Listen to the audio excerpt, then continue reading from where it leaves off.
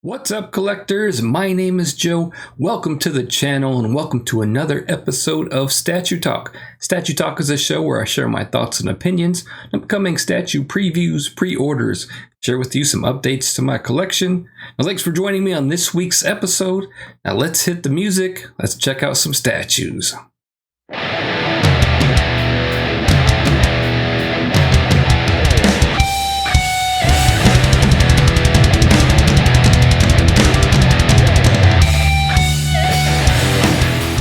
All are safe and healthy.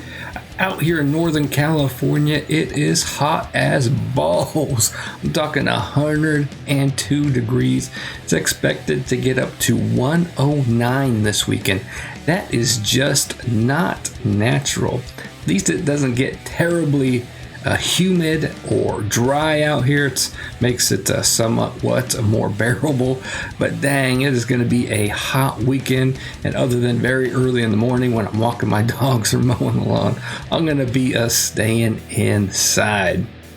But I've been staying inside for many months now, so that's nothing new for me. As long as that AC is still kicking, I'm going to knock on a little bit of wood there too. Collectors, it has been a slow week this week. I expected this kind of slow week after that Sideshow Con as a little bit of a lull, but that didn't happen, but I think it is happening this week. Before we check out some statues, I wanted to share some news with you. So I'm sure many of you, if not all of you, have heard about the massive layoffs over at Warner Brothers, which hit DC very, very hard. Now, best wishes to every employee that was affected, but I want to talk a little bit about how that is going to affect collectors. So DC previously had their line of DC Collectibles or DC Direct with the action figures and statues. I have a few of their statues in my collection, that Batman black and white statue line, and then like a Gotham City garage. So they really make cool stuff, but that those layoffs are going to affect that DC Direct line. I actually have an article here from comicbook.com which quotes Jim Lee talking about DC Direct. So he says, when we started, we were one of the first companies, if not the first, to go out and create a business that catered to that specialty market. Lee told The Hollywood Reporter in a new interview. That success has brought in a lot of competitors and a lot of companies that are now in that space.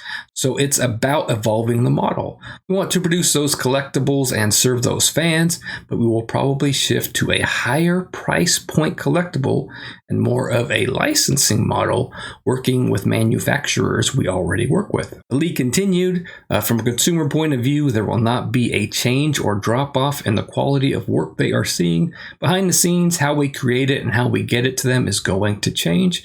We still have our principal lead of DC Direct, Jim Fletcher, with the company. He will be showcased in a fun panel with J. Scott Campbell at Fandom. That's that kind of DC's own version or the replacement for San Diego Comic-Con for the DC universe. So it is going to affect the direction of their collectibles. Sounds like they're going to get into more licensing, though they do license their stuff a lot.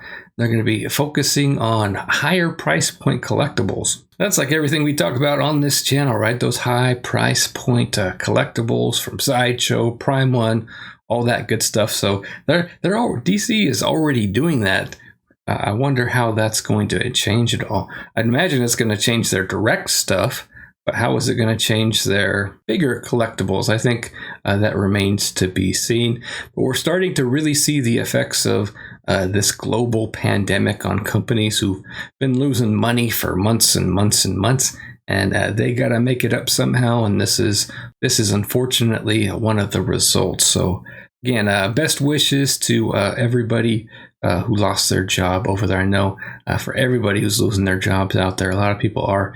It's not an easy time right now to be losing your job. So best wishes to everyone. All right, first up, let's start with a statue here by Dream Figures. Have I ever talked about them on the channel before?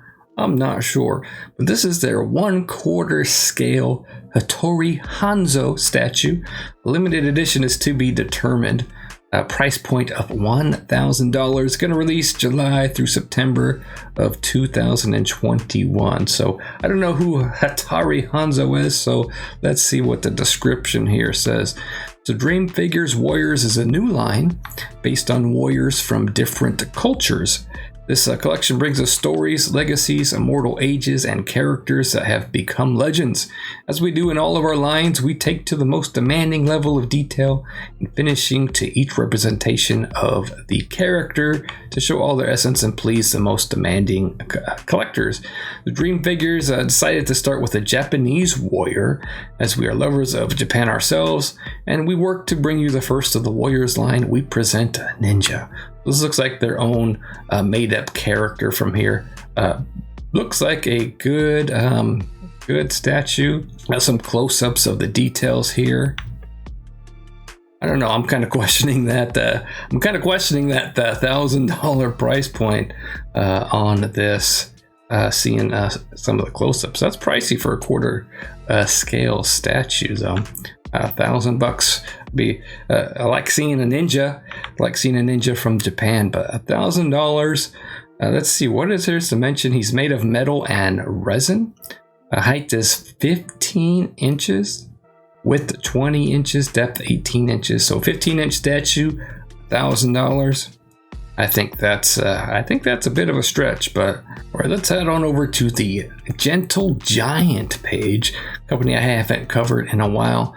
They are doing a half-scale bust line, and here is the first of those half-scale busts.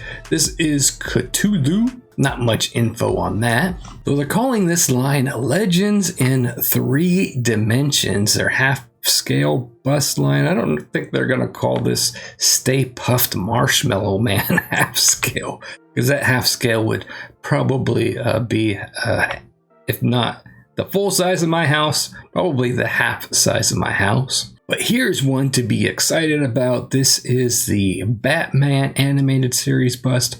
I really dig the look of this. I think it looks fantastic. Now, while I don't usually do busts in my collection, this might be something I actually pull the trigger on, because these half-scale busts are running about $175. So this would make a great accent piece. I don't have a Batman the Animated Series in my collection at all. So this might be worth taking a look into. They released no price point on this Batman or any of the other busts I'm showing here, but they released a Wolverine half scale bust a couple of weeks ago, and that was priced at $175. So looks like these are going to be pretty reasonable. Now let's jump on over to Hot Toys for a minute. Just a minute. I like to collect Hot Toys, especially Star Wars Hot Toys.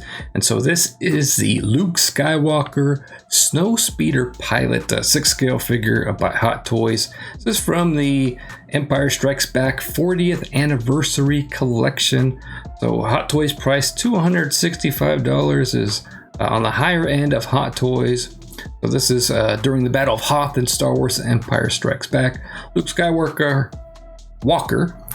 Skywalker piloted a snowspeeder, led the Rebel Alliance against the Empire's ground forces, and instructed the other snowspeeder, I can't speak today, pilots to use their harpoons and cables to aim for the legs in an attempt to take down the massive Imperial, what do you say? You say AT-ATs, or do you say AT-ATs? Walkers, in order to give the rebels enough time to evacuate the snow planet. This is part of the Empire Strikes Back 40th Anniversary Collection. This is not, even though I do like to collect figures from the original trilogy, I never really desired to have a snow speeder pilot version of Luke in my collection. Though it does look really cool. I really like the look of that helmet there, all battle worn and beaten up. But you know, now that I think about it, I do have the Dagobah Yoda, but do we see Luke in his X-Wing costume with Yoda? I don't think so. So yeah, maybe I don't need this one, but a pretty cool looking figure either way.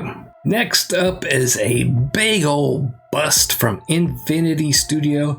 Yeah, I guess Queen Studios isn't doing the only life-size realistic busts of characters, which is great because you can buy this one in the United States without having to jump through hoops. But is it as good? I don't know. Look at the pictures, you tell me. This is the Aquaman life-size bust by Infinity Studio. Limited edition of 298 only.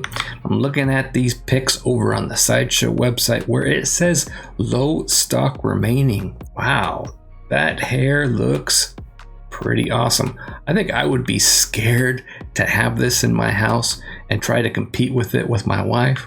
I tease, I joke. Look at that beard. Look at the hair along his face line or along his beard line. That looks really, really cool. He obviously doesn't shave. But this bust has a whopping price of $3,749. That is crazy. You know, many of these websites out here have payment plans. Let's see, that payment plan from Sideshow is $421.75. So this is for you big boy collectors, or if you have that wife out there that just really loves Jason Momoa. But oh my gosh, that looks pretty damn good. Let's take a look at something a little bit more smaller and a little bit more reasonable for most of you collectors out there. This is the Tusken Raider statue by Kotobukiya. This is part of their Artifacts Artist series, Barbaric Tribe. So this guy's priced at $200. He's coming out early-ish next year, February through April of 2021. So this is a new Kotobukiya Star Wars project is now here. Second artist in this collaborative new series is a globally renowned Takashi Okazaki. The statue design is based on Takashi's original concept titled Barbaric Desert Tribe, from the posing to the character design. Be sure to add this Tusken Raider from Star Wars A New Hope. So reasonably priced. Material is ABS, metal, and PVC with the usual side of cancer. Product size 13.9 inches tall, so not bad for a $200 statue. How big was that ninja we showed earlier? 15 inches and $1,000. Kotobukiya has 13 inches and $200. That's quite the jump there. I know he's kind of spread out on the base, but that's a pretty significant difference. Well, over at Prime One Studios, they had a pre-order this week. This is a Wonder Woman from the Injustice 2 line. They actually have 3 different versions of this statue. They have the deluxe version, $999. They have the regular version, $799. Then they have the limited version, which is also $999. So what is the difference, you might be asking? And hey, that is what I'm asking too, actually. This limited version features switch outs to customize Wonder Woman just as in the video game, 2 additional portraits with alternate tiaras and facial expressions, an alternate sword and shield, as well as the option to switch to Wonder Woman wielding her lasso of truth. Her breathtaking stance of power is only matched by her beauty, which has been exemplified in this limited version with an alternate skin from Injustice 2. We've implemented the most meticulous attention to detail to give you the most video game accurate Wonder Woman on the market, a breathtaking addition to any collection and must have for Injustice and DC fans everywhere. So I've seen some collectors get these into their collection to get those 2 extra portraits. But I thought it came with the deluxe edition too. And okay, there you go. You get the limited version. You get some extra shield and extra sword. It looks like kind of like an alternate costume. So we've seen some collectors get these Injustice 2 statues into their hands, and they actually look very fantastic. And they are quarter scale too, from Prime One, who are known for making 1/3 half scale monsters. So, but I think people just got the Brainiac recently, and he looks fantastic. This Wonder Woman is looking good too. All right, so we got a couple of new pieces from Prime 1 available over at the Sideshow website. Looks like their relationship is getting a little bit better as they're starting to release some more stuff over on that Sideshow website. So this is the T800 deluxe version. They do have a cheaper regular version, but I'm sure y'all don't care about that. This is a half scale, high definition museum masterline black label. So no edition size on this, but he comes with a heavy price tag of $2,999. It's going to arrive February through June of 2021. But look, this is half scale, $2,999. Seems about right. This was, I think, the first movie I ever remember seeing in the movie theater. And actually, the original Sideshow T800, that's a face only a mother could love right there. But that the original Sideshow T800 was actually the first statue I ever received from Sideshow. I don't have it in my collection anymore. So the eyes are equipped with a light up function, really cool. Looks like you get a regular portrait and a battle damaged portrait. It looks like he's got some real hair on there too. This guy is going to be made of polystone and he is 46 inches tall, but wow, oh wee wow, this guy looks crazy. You know, I always liked that shirt that he has on. I need to find a version of it because I would totally rock that shirt, but this looks very, very cool. Also over at that Sideshow website is a quarter scale statue from The Witcher. This is the Yennefer of Vengerberg alternate outfit deluxe version. So that Witcher series from Prime 1 is 1/4 scale, which they have looked really good too. The statue looks great. I'm a fan of The Witcher, though, as the Kato kid will tell you, I never finished the game. Shame on me. I know, shame on me. Like, one of the best games ever made. But I think I have a couple hundred hours in this game, but I keep starting and stopping my character again and again and again. But Yennefer is $799, so reasonably priced. There is a low stock alert over at Sideshow, so if you're making use of your reward points, you might want to get over there and get that done. She is scheduled to release July through December of 2021. It's one of those lines I am regretful that I never got in on. But I think Sideshow announced that they're going to be making some Witcher statues too. And there was some mixed media on there. As a mixed media fan, I might have to get into that. Quick teaser from Queen Studios. Like I said, it is a slow week. So here they have their Joker clown mask prop replica saying it's coming soon. So you get to see a look at this. So this is that scene in The Dark Knight where the Heath Ledger Joker is robbing the bank. And this is the mask that he wears. Not a lot of info on this yet, but I'm sure we'll be finding out a lot more soon here from Queen Studios. Now from Sideshow Collectibles themselves, this is the Death the Curious Shepherd statue. No edition size, or let me rephrase that.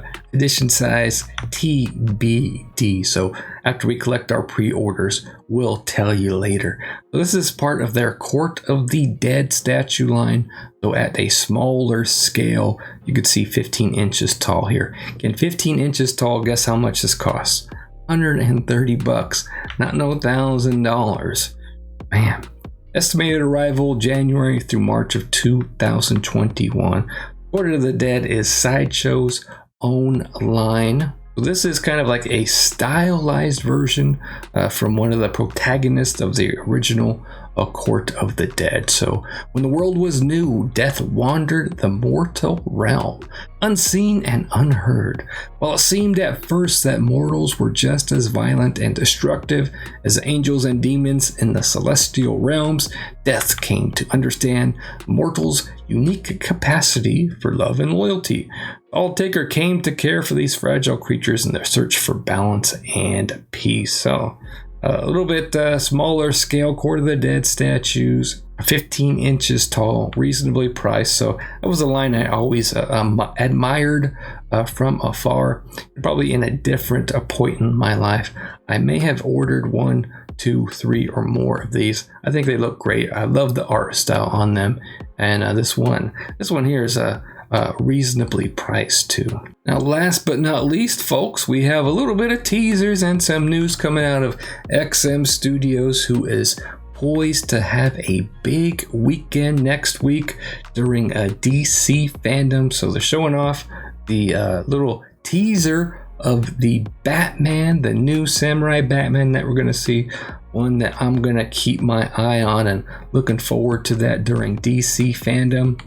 Then we also have a teaser of that Joker as well. So looking good, looking mean, looking very purple and a little green, just as he should be. We got a little bit of a bigger tease here. You can see that exquisite XM detail. I mean, just look at the threads on those little sandals. That looks crazy. And then here's a close-up of that base from that Batman statue. I believe he has a little turntable. We're going to get to see more of that DC fandom, which is happening on August 22nd, which is next Saturday. So the Batman Shugo and the Joker are both going to go up for pre-order over the weekend. So we've got a little gallery here. Don't let this date fool you if you're watching from the United States, because we're going to be watching this on the 22nd. I believe it starts at 10 a.m. So this is a Singapore time. Make note of that. Don't say I didn't warn you. So Shugo Batman version A pre-order is going to open again Singapore time, not US time here. Do the conversion. Joker Orochi version A, Batman Shugo version B, Joker Orochi version B. I'm in for Batman. I am in for Batman. 1 a.m. SGT converts to 10 a.m. Pacific Standard Time. That is 1 p.m. for all you East Coasters. For everybody in between, get a calculator. I'm sure you know your time zone. There are like 3 or 4 time zones in there, so I ain't gonna worry about you guys. You guys cannot figure that out. But I know me, I am looking forward to that. So that's a Saturday morning here in the United States. That's when everything is going to be popping off over on the DC fandom. If you want to hear my thoughts and opinions about all those panels, you know, Kato Kid and I are going to be talking about that over on our Sloppy Talk podcast, which depending on when it's released, you may actually see that before you watch this video, but we'll post a link at the end of the video if you want to check out that podcast too. All right, so for my collection, I did get a delay notice for this Superman Call to Action. I was expecting him here in the next couple of months, but he's actually been delayed through December through January. So end of the year, Christmas time, January time. I'm guessing he's going to come more in January. And that's fine by me, as I was getting a little crowded in my statue budget there, and I actually didn't have anything scheduled for the end of the year. So this pushes it back and is much more comfortable for my budget, so I can wait. In between then, though, we should expect to get some Mr. Freeze and some of those other Batman Beyond, Mr. Freeze, Robin should be in there too, and we'll get this Superman towards the end of the year. Otherwise, I'm just still waiting for some stuff to come in. Like I said last episode, that Mr. Freeze out of the box has come in, but I haven't gotten any sort of a shipping soon notice, so probably still a couple of weeks away. Also waiting for some figures to come in, so Big Bad Toy Store. I have a couple of things in my pile of loot. I have the Transformers figures from 3A. Bumblebee has come in, Optimus Prime has come in, and I'm just waiting for Blitzwing to come in. I thought he was going to be the first one to come in, but he's delaying that whole order. So pile of loot could save me on some shipping, so I've been doing that lately. Otherwise, I'm just getting ready to shoot and write my review of that Scarecrow premium format. I did fix him. The fix is kind of, it's okay. you're looking at the statue from afar, you can't really tell. But knowing where the break is, I could tell. And some collectors with the eagle eyes, if I brought Kato in here, he would instantly go to that break and be able to see it. It could use just the slightest touch of paint on there, but you can't really tell, so it's okay. I've got his arm in the right place. Just got to get that. I'm looking forward to taking pictures because I'm trying to figure out how to capture, how do I say this? He looks so much better in person than pictures that I've been seeing. Pictures that I've been taking just with my cell phone.